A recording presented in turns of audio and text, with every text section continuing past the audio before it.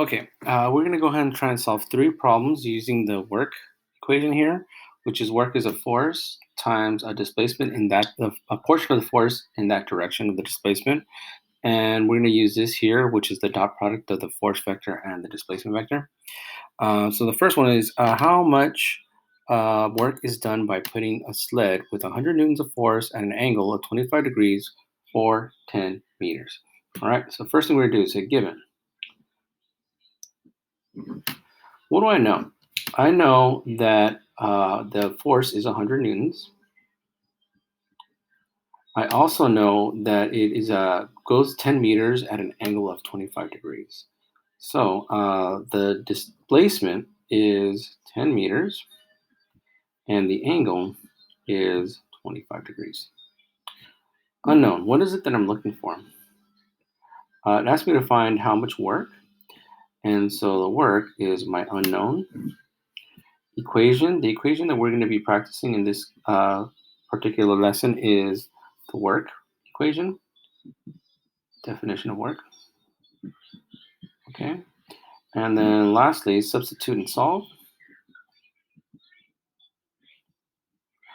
Okay.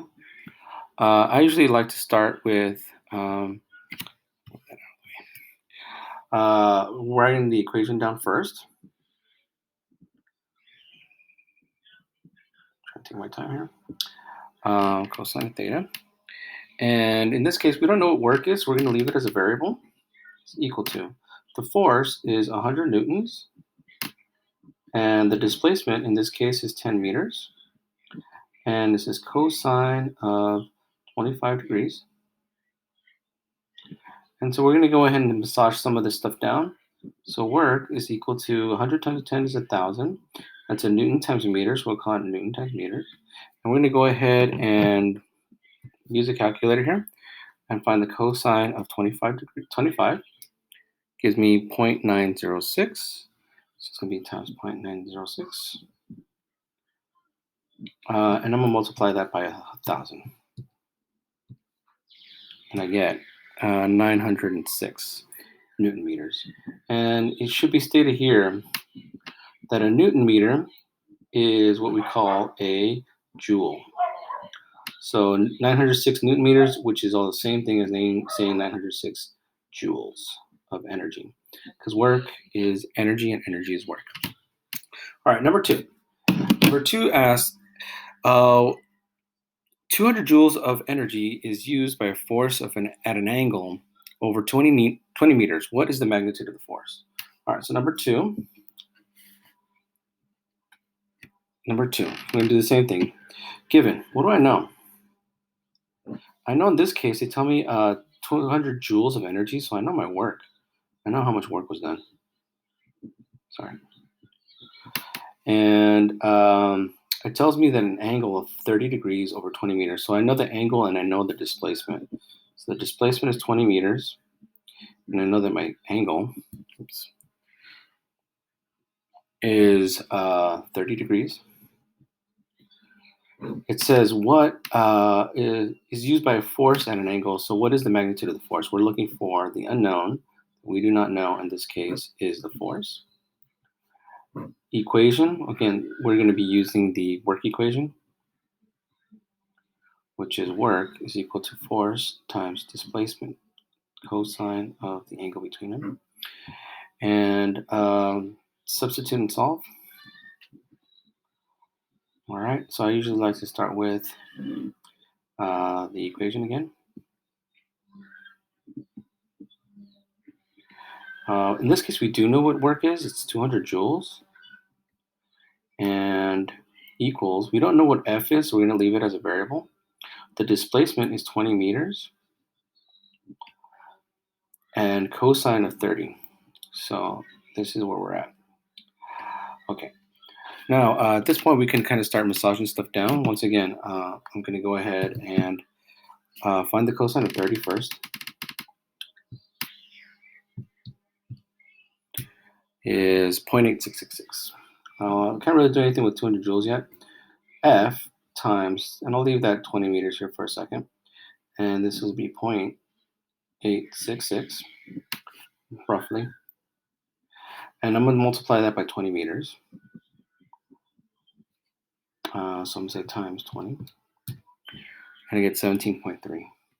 And so I'm going to go ahead and switch it up right here. So it'll be 17.3 meters times F. Everybody's okay with that?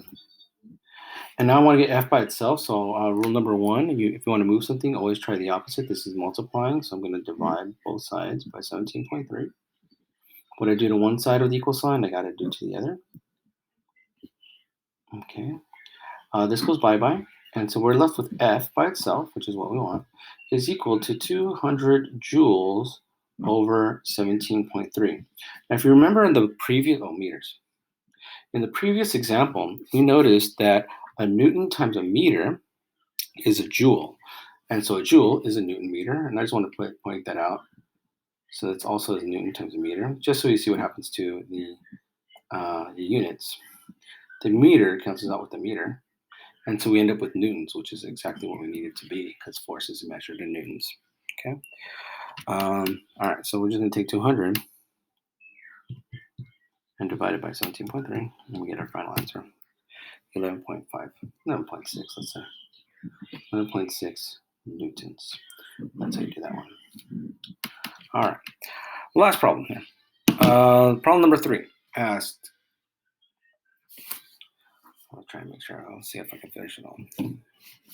At what angle would you have to apply 250 newtons of force in order to use 1,000 joules of energy over 15 meters? All right, so what do we know? Given, we know that the force in this case is 250 newtons. Oops. Sorry about that. And the work done in this case is 1,000 joules of energy. And the displacement is 15 meters. So it says at what angle? So the unknown that we're looking for is theta. We don't know what the theta is. Equation, still the same equation here. Work is equal to force times distance, cosine of theta. And then lastly, sub and solve. I'm leaving myself a little bit of space here. All right, so I'm going to be saying sub and solve. So in this case, we know work is 1,000 joules. So I'll once again start with the equation. I know what the work is. It's 1,000 joules equals force. I know what that is also, 250 newtons.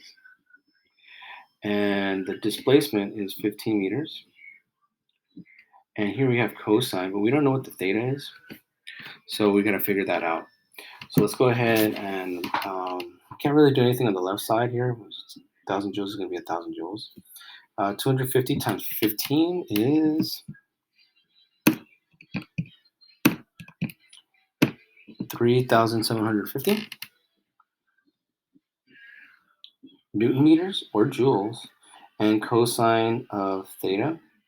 And I want to get cosine of theta by itself, so I'm going to divide both sides by 3,750 Newton meters. When I do to one side, I got to do the other. And a Newton meter and joules are the same thing, so we can cross that out, and that's what we want. So the cosine of theta is equal to 1,000 divided by 3,750. Sorry, it's a little bit messy here. 3,750. I'm just running out of space, but it's okay. We divide that, so we get 1,000 divided by 3,750 gives me 0.266. 266. 0.267. So what I've ended up with is cosine of theta is equal to 0.267, and I need to get theta by itself. Same thing once again. You want to get something by itself, always try the opposite. In order for me to get this cosine function out, we have to do the inverse function. So what I'm going to do here is I'm going to take the inverse of this thing, okay? And just formally, what you do to one side, you're going to have to do the other. So I'm going to take the inverse of this thing here. Sorry, I'm going to enhance that. And so when we take the inverse function of a function, what you get is the argument. That's what it's called, or you're just going to data by itself, better said. Just for any of my mathematicians out there. Is equal to the inverse function of 0.267. And what you get here, in order to do that, you want to get to your calculator, and to find the inverse, it's usually right next to the function itself. And so I'm going to take the inverse function of 0.267, so second, and that one, and then I'm going to put in 0.267, close the argument, and get 74. So the angle that you need to be pulling this guy at is 74 degrees, and that's how you do that. All right.